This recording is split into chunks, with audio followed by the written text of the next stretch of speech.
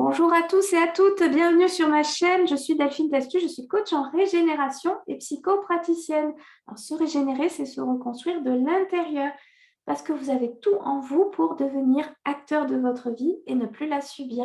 Voilà, abonnez-vous pour d'autres informations, des tutos, des hypnoses guidées, des protocoles de programmation neurolinguistique pour aller vers votre épanouissement et devenir la meilleure version de vous-même.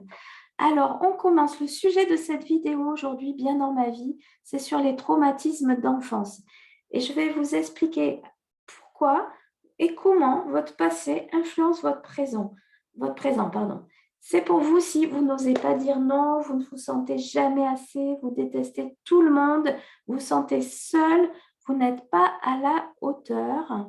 Donc vraiment, écoutez cette vidéo. Si je vais vous expliquer, vous n'êtes pas bien dans votre vie et peut-être ça vient de votre enfance. Voilà. Donc, si vous avez des symptômes parmi des troubles anxieux, des ressassés en boucle, des pensées négatives sur vous-même, vous vous sentez toujours en dessous des autres, vous vous comparez, vous êtes toujours insatisfait de vous-même, vous ne voyez que vos défauts, vous vous sentez triste ou en colère, vous avez des troubles du sommeil, vous avez des maux inexpliqués. Par exemple, vous avez mal au dos sans qu'il y ait rien sur une radio, mal au ventre alors qu'il n'y a rien sur une échographie, alors ça peut venir d'un traumatisme émotionnel. Voilà. Alors, pour commencer, les bonnes fondations d'un adulte épanoui et serein, c'est d'abord l'amour inconditionnel de soi. Ça, c'est votre première fondation, c'est fondamental. Ensuite, vient par-dessus l'estime de soi. Ça se construit aussi pendant l'enfance, c'est votre identité, c'est la valeur que vous accordez, qui va déboucher sur de la confiance en soi. Ça, la confiance en soi, c'est le faire, c'est j'ai confiance en mes capacités, qui va donner une affirmation de soi, respecter l'autre, se respecter, respecter ses besoins, oser dire non, s'imposer, s'affirmer. Voilà. Donc, tout cet ensemble va faire un bon alignement et va faire un adulte aligné avec ses valeurs, sûr de lui, ancré et complètement épanoui. Alors, si toutes ces constructions-là, amour de soi, estime de soi, confiance en soi, affirmation de soi, si ça a été mal construit ou pas, ou qu'il manque un bout, ou de façon bancale, ben, tout va s'écrouler. Hein. Donc, ça va tenir un moment, mais après, hop, tout va s'écrouler. L'essentiel, c'est que tout soit bien aligné et que les choses se construisent dans l'ordre. Donc, ça commence dans la petite enfance et ça se termine à l'âge adulte, la confiance en soi, l'affirmation de soi. Ça se cultive et ça se pratique tous les jours. Voilà. Alors, si vous ne vous sentez pas bien, pas à votre place, si vous êtes angoissé, déprimé, anxieux, ça peut venir d'un traumatisme que vous avez eu dans l'enfance. Peut-être pas, bien sûr, mais voilà. Donc, c'est de ça que je vais vous parler, des traumatismes de l'enfance. Donc, un traumatisme, ça modifie le circuit de votre mémoire. Il faut savoir que ça laisse des cicatrices dans le cerveau. Et c'est visible sur une imagerie médicale, très visible même. On voit vraiment les marques d'un traumatisme. Et du coup, ça modifie votre perception du monde quand vous construisez votre modèle du monde et votre perception de vous-même, ce que vous croyez de vous. Ça influence aussi vos émotions.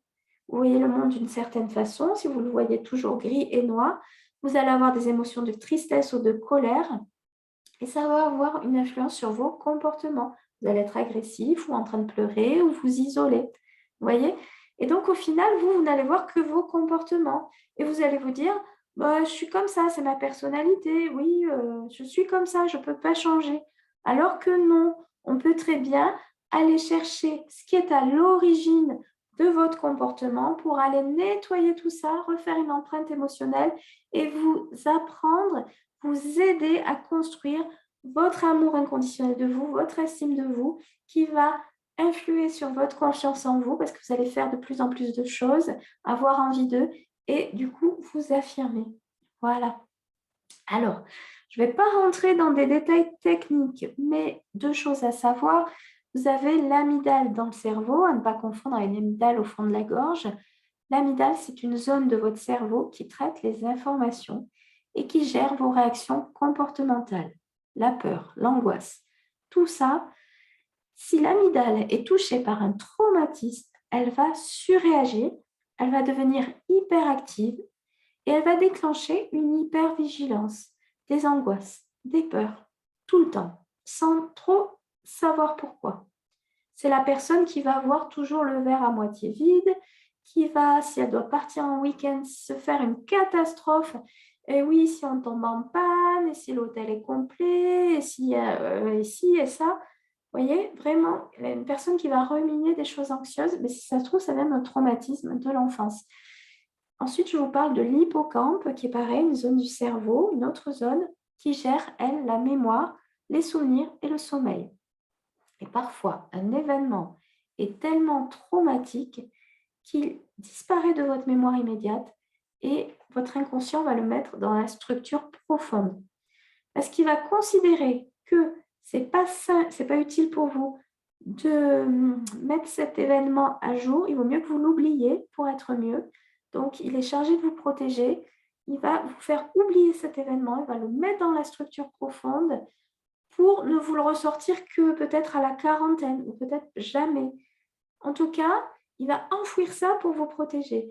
Le problème, c'est que vu que l'amygdale est touchée, vous allez peut-être être quelqu'un avec un comportement anxieux, toujours en colère ou toujours déprimé, sans savoir pourquoi, parce que vous avez oublié l'origine, le traumatisme à l'origine de ces angoisses, de ce comportement. Voyez? Donc, vous pouvez avoir des comportements incompréhensibles et inadaptés, tout simplement, parce que vous avez eu un traumatisme et vous n'avez pas fait le lien avec. Voilà. Donc, en résumé, pour être bien, il faut l'amour inconditionnel de soi qui se construit à la toute petite enfance. L'estime de soi se construit dans l'enfance aussi. La confiance en soi se construit par le faire. L'affirmation de soi qui se construit par le respect de mes besoins. Je m'affirme, je dis ce que je pense et je dis ce que j'ai envie de faire. Alors, on commence avec l'amour inconditionnel de soi. Alors, l'amour inconditionnel de soi, c'est se percevoir soi-même d'une façon saine et bienveillante. C'est avoir de la compassion pour soi. Je vois que j'ai fait une faute d'orthographe. C'est différent de la complaisance. Si je mange un paquet de chips devant la télé, je vais peut-être avoir de la complaisance en me disant « Bon, allez, je l'ai bien mérité, j'ai bien travaillé ou j'ai fait une heure de sport avant. » Par contre, bon, si je ne culpabilise pas, hein, voilà. Mais la compassion, c'est autre chose. C'est s'aimer même si je ne réussis pas quelque chose. C'est l'amour inconditionnel de soi, c'est s'aimer avec ses failles, ses défauts, aimer ses imperfections et ses faiblesses. L'amour de soi, ce n'est pas être orgueilleux, ce n'est pas avoir un ego surdimensionné, ce n'est pas être narcissique, c'est simplement s'aimer inconditionnellement. Pour ceux qui ont des enfants, ils vont le comprendre, vos enfants, même s'ils font des bêtises, des choses graves, vous allez les aimer. Il y a l'amour de vous qui est inconditionnel parce que c'est la chair de votre chair. Eh bien, l'amour inconditionnel, c'est ce que vous devriez ressentir aussi pour vous-même. C'est très important. Ensuite, l'estime de soi. L'estime de soi, c'est la valeur personnelle que je m'accorde. Comment je me vois? Moi par rapport à moi par rapport aux autres, tout simplement. Alors vraiment, c'est s'accorder de la valeur. Et ma valeur ne passe pas par le regard des autres. Je n'ai pas besoin de cautionner ma valeur dans le regard des autres. Je m'aime, je sais que j'ai de la valeur, quoi que je fasse, quoi qu'il advienne. Ensuite, de l'estime de soi découle la confiance en soi. C'est la confiance en mes capacités, en je sais faire. Et ça vous donne cette confiance, la capacité à passer à l'action malgré vos doutes. Même si vous n'avez jamais fait quelque chose, vous vous dites j'essaye. Ça se construit par le faire. Parce que vous allez ouvrir le champ des possibles. À chaque fois que vous allez apprendre quelque chose, développer une compétence, vous allez savoir de plus en plus de choses, élargir votre zone de confort, votre champ de compétences et votre confiance en soi va grandir de plus en plus, de mieux en mieux. Seulement, elle a un lien avec l'estime de soi parce que si vous n'avez pas d'estime de soi, de vous, vous n'allez pas du tout aller vers l'action parce que vous allez avoir peur, vous n'allez pas vous sentir à la hauteur. Quelqu'un qui a une mauvaise estime de lui, qui ne se sent pas à la hauteur, du coup, il ne va pas avoir envie de passer à l'action. Du coup, il ne va pas développer sa confiance en lui. Vous voyez, donc, il va rester dans sa zone de confort, dans sa petite zone de confort. Ensuite, il y a l'affirmation de soi qui découle aussi de tout le reste. Donc, c'est l'attitude qui nous permet d'exprimer clairement nos opinions, nos besoins, nos sentiments. S'affirmer, c'est prendre soin de soi, c'est se respecter, respecter l'autre, bien sûr. Donc, ce n'est pas être un gros bourrin, ce n'est pas être un gros égoïste ou d'imposer aux autres. C'est juste respecter ses besoins, se poser la question avant de dire oui ou avant de dire non. Est-ce que j'en ai envie? Est-ce que c'est bon pour moi? Est-ce que ça va m'apporter quelque chose? Est-ce que j'ai envie d'aider l'autre? Voilà, que ce ne soit pas à votre détriment, à vous, tout simplement. Alors, quand on parle de trauma dans l'enfance, alors on peut avoir des traumatismes à l'âge adulte. Là, je parle uniquement des traumas dans l'enfance qui peuvent expliquer un comportement dans le présent qui vous ennuie ou qui est plus fort que vous. Donc, vous pouvez avoir eu un choc pendant l'enfance, je ne sais pas, avoir perdu votre père, votre mère, avoir été abandonné à l'assistance publique, par exemple, ou une situation traumatisante sur une période donnée. Donc, par exemple, j'étais harcelée l'année de ma 6e à l'école, ou j'ai été battue par mes parents pendant 10 ans, ou, vous voyez, ça, c'est une situation sur une longue période, ou ça peut être une situation dont j'ai été témoin. J'ai été témoin d'un accident de voiture, j'ai perdu un frère, une sœur, je ne sais pas. Donc là, c'est un trauma par rebond, et vous avez été fortement impacté par ce traumatisme. Voilà. Ensuite, je voulais vous parler aussi du livre très intéressant de Lise Bourbeau, qui est très connu, sur les 5 blessures. Donc, Lise Bourbeau a déterminé 5 sortes de blessures qu'on peut vivre pendant l'enfance et qui peuvent impacter notre vie quand on est adulte, quand on est grand. Donc, 5 blessures qui sont l'abandon, le rejet, l'humiliation, l'injustice, la trahison. Vous pouvez avoir une ou plusieurs de ces blessures, vous reconnaître dans une en particulier ou dans plusieurs. En tout cas, forcément, vous allez vous retrouver un petit peu là-dedans, et ce sont des choses factuelles ou des choses perçues comme telles. Par exemple, si on prend la blessure d'abandon, dans les premières années de ma vie, si ça se trouve, j'ai été abandonnée quand j'étais bébé, mais peut-être aussi, c'est une autre forme que j'ai ressentie comme un abandon. Imaginons que ma mère est passée 3 mois à l'hôpital quand j'étais bébé, on m'a confiée à mes grands-parents, elle n'avait pas le choix, elle ne m'a pas abandonnée, mais moi, en tant que bébé, je l'ai vécu comme un abandon et je l'ai vécu dans ma chair. Le risque pour ces personnes, ça peut être par exemple la dépendance affective dans les relations de couple. C'est vraiment un exemple, hein. Il peut y avoir plein d'autres choses. Mais voilà, ça serait typique d'une peur de l'abandon. Ou quelqu'un qui est très, très jaloux, qui surveille son conjoint tout le temps. La peur de l'abandon. Ensuite, il y a le rejet. Le rejet, alors, c'est quand on a été dévalorisé ou non valorisé pendant l'enfance. Par exemple, j'ai eu un parent impossible à satisfaire. Mon père ne m'a jamais dit « je suis fière de toi » ou on ne m'a jamais dit « tu as une bonne note à l'école, c'est très bien ». Donc, le risque de cette personne, quand elle est adulte, c'est de se rejeter elle-même, de ne se sentir jamais assez bien, jamais à la hauteur. Ce sont des gens qui se jugent, qui se dénigrent, qui se comparent toujours aux autres, qui se sentent toujours en dessous. Ensuite, vous avez la blessure d'humiliation. Imaginons que vous ayez été harcelé pendant l'enfance, dénigré, surtout encore pire si c'est votre figure d'attachement, donc votre père, votre mère, votre éducateur, votre référent vraiment dans l'enfance, la personne qui vous a élevé, qui s'est occupée de vous, qui vous a dénigré, harcelé. Alors là, l'amour est conditionnel, il est à 0. Donc le risque, c'est le sentiment de se sentir responsable de on ne sait pas quoi, mais de sentir toujours une écrasante responsabilité, de croire qu'on n'a aucune valeur, de se replier sur soi et de ne prendre aucune initiative. Ensuite, vous avez l'injustice. Alors l'injustice, si vous avez subi une injustice quand vous étiez petit ou perçu quelque chose comme tel, ça va faire de vous un adulte en colère qui critique tout le monde, qui est en réaction contre la société, qui a un sentiment en elle d'impuissance, de rage, qui le ronge de l'intérieur. Et le risque, c'est que je me retrouve tout seul d'abord, que je sois isolée, ou que je cherche réparation à l'extérieur de quelque chose qui doit venir en fait de l'intérieur de moi. Ensuite, vous avez la trahison.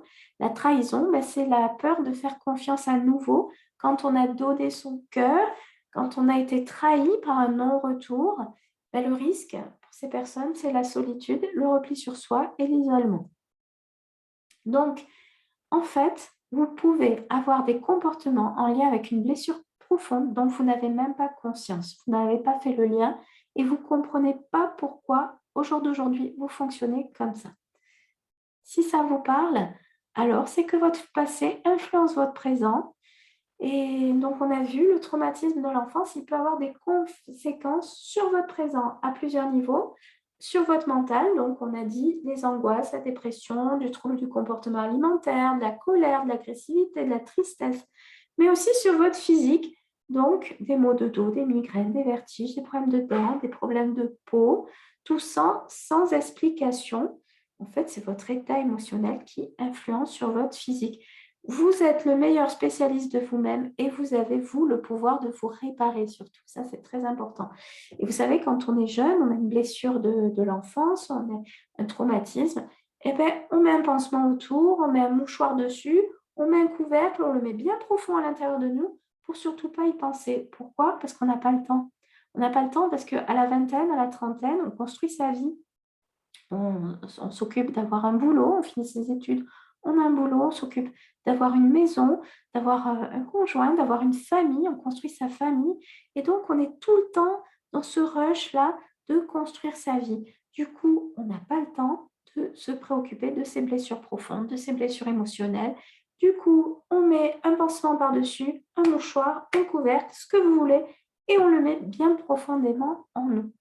Le problème, c'est que ça ressort un jour ou l'autre et souvent à l'approche de la quarantaine, c'est beaucoup des gens qui consultent parce qu'ils ne se sentent pas bien. La trentaine, la quarantaine, voilà, c'est la majorité des gens qui viennent consulter. Voilà, de 30 à 50, c'est vraiment, vraiment courant pour des blessures quand les personnes ont des comportements, ils ne savent pas pourquoi, mais en tout cas, ils veulent que quelque chose change et ils en ont marre. Donc, il n'est jamais trop tard pour s'occuper de son bien-être, de son épanouissement, d'aller vers le bonheur, être heureux, être en paix, avoir cette sécurité intérieure à l'intérieur de vous. Voilà, à l'intérieur de vous, mais bon, vous aurez compris. Voilà, donc c'est jamais trop tard pour prendre soin de vous et de votre santé émotionnelle. Par quoi commencer? D'abord, prendre conscience. Vraiment, quand vous commencez à vous dire ah ouais, je me suis comportée comme ça, de vous voir faire, vous savez, quand vous dites ah ouais, là j'étais vachement en colère, on me l'a fait remarquer. Ouais, quand même, c'était un peu démesuré cette colère. Pourquoi j'ai réagi comme ça? Ou pourquoi je suis triste tout le temps? Ou pourquoi je vois toujours les pires dans toute situation? Pourquoi je me dénigre tout le temps? Pourquoi je me compare tout le temps? Et là, quand vous commencez à vous poser des questions, déjà, vous avez fait un grand pas. Parce que là, vous commencez à prendre conscience qu'il y a des choses qui ne vous conviennent plus. Et là, vous pouvez vous analyser, vous observer et commencer à réfléchir un petit peu sur vous-même. Deuxième chose, il faut vous autoriser à y aller. Vous autoriser à travailler sur vous. Vous autoriser à aller enlever le pansement là et regarder la plaie, même si c'est pas très joli à regarder, même si ça sointe. Vous avez mis une grosse couche dessus, hop, il est temps de l'enlever. Même si ça fait mal là d'enlever le scotch, le sparadrap, allez regarder ce qu'il y a dessous. C'est important de vous autoriser à y aller, de dire j'en ai marre, je veux que ça change et je veux comprendre ce qui m'arrive et pourquoi je suis comme ça. Ensuite, troisième clé, se découvrir, se connaître soi-même. Moi, avec mes clients, je fais beaucoup de travail sur l'identité, sur les valeurs, qui je suis, vers quoi je veux aller, quelles sont mes valeurs, qu'est-ce qui me fait vibrer, qu'est-ce qui a du sens pour moi. Et tout ça, ça va vous aider aussi à aller vers l'épanouissement, à vous comprendre, à comprendre vos fonctionnements, à savoir ce que vous voulez et ce que vous ne voulez plus surtout. Comment faire? Alors, d'abord, des recherches perso. Ça prend du temps, c'est vrai, mais franchement, on a une manne d'informations maintenant qui sont accessibles, c'est incroyable. Donc, vous avez des bouquins, vous avez Internet, alors à prendre et à laisser, prenez ce qui marche pour vous, ce qui résonne pour vous, comparez les informations, ne faites pas confiance au premier article que vous voyez. Ensuite, vous avez des podcasts, vous avez des conférences, vous avez... prenez chaque moment, si vous pensez que vous n'avez pas le temps, vous vous lavez les dents, vous mettez une conférence, vous mettez une vidéo YouTube pendant que vous conduisez, pendant que vous faites vos courses, pendant que vous attendez à la caisse. Vous écoutez au maximum, vous vous documentez, vous apprenez, vous enrichissez votre connaissance sur le fonctionnement humain et vous allez comprendre du coup comment vous fonctionnez. Ensuite, faites-vous aider. Si vous voyez que vous n'en sortez pas tout seul, ou si vous voulez que ça aille plus vite, ou si vous n'avez pas trop de temps à y consacrer, eh bien, allez voir un coach, un thérapeute, un psy. Donc moi, je suis coach et thérapeute. Alors, je vais vous montrer la différence. Un coach et un thérapeute. Alors, vous prenez une ligne du temps. Vous prenez le passé, le présent, le futur. Le coach, il intervient sur le présent. Il va vous faire voir votre situation de vie, votre problématique sous un autre angle. Par des questions puissantes, il va vous faire réfléchir et vous faire percevoir les choses d'une autre manière et vous faire trouver vos solutions. Qu'est-ce que vous pourriez faire pour que ça change? Et comprendre vos fonctionnements et apporter des ressources, prendre en vous des ressources dont vous auriez besoin pour changer un comportement ou un fonctionnement. Travailler sur vos croyances, sur votre identité, sur vos valeurs. Et tout ça aura vraiment une incidence sur votre bien-être. Ensuite, il y a la partie, donc ça va conditionner le changement de votre futur, être la meilleure version de vous-même pour votre futur. Et la partie thérapeute, c'est parce que votre passé influence votre présent, on va aller dans votre passé, corriger l'empreinte émotionnelle d'un événement traumatique ou aller nettoyer quelque chose. Alors, moi, j'utilise l'hypnose et la programmation neurolinguistique pour changer l'empreinte émotionnelle d'un événement. Alors, bien sûr, la femme qui a été violée, elle a été violée. La femme qui a perdu quelqu'un, un être cher ou l'homme, bien sûr. L'orphelin, tout ça, on ne va pas lui ramener ce qu'il a perdu. Par contre, vous aurez la possibilité que le souvenir soit plus doux, que la plaie soit nettoyée, refermée, cicatrisée. Il ne vous restera plus qu'une petite cicatrice, souvenir de ce qui fait partie de vous, mais ça ne sera plus douloureux. C'est surtout ça qui est très important. Donc moi, j'ai la casquette coach et thérapeute, puisque je suis coach et en même temps, je suis maître praticien en programmation neurolinguistique et psychopraticienne en hypnose et en EFT. Donc, j'ai des outils pour agir sur toute votre ligne du temps et pour faire de vous la meilleure version de vous-même, tout simplement. Alors, c'est un travail d'équipe. Choisissez votre coach, une personne qui vous plaît, son style vous plaît. Si vous voulez quelqu'un de punchy, si vous voulez quelqu'un de doux, si vous voulez quelqu'un les deux à la fois, testez. Faites la connaissance de certaines personnes. Moi, c'est pour ça que je fais des vidéos YouTube, tout ça, parce que pour qu'on connaisse mon style. Et comme ça, si vous avez envie de vous faire accompagner, de faire un travail avec moi, du coup, je serais ravie de le faire. Vous connaîtrez déjà la manière un petit peu dont je travaille. Voilà. Donc, tout ça pour vous dire, si vous voulez aller plus loin, n'hésitez pas à me contacter. Je fais des séances en visio et en présentiel sur le 84 à Orange, dans Vaucluse. Et puis, n'hésitez pas à vous abonner pour avoir d'autres vidéos super intéressantes et où je vous fais découvrir tous les outils que j'utilise pour votre bien-être et votre épanouissement. Voilà, je vous embrasse et je vous dis à bientôt. Au revoir.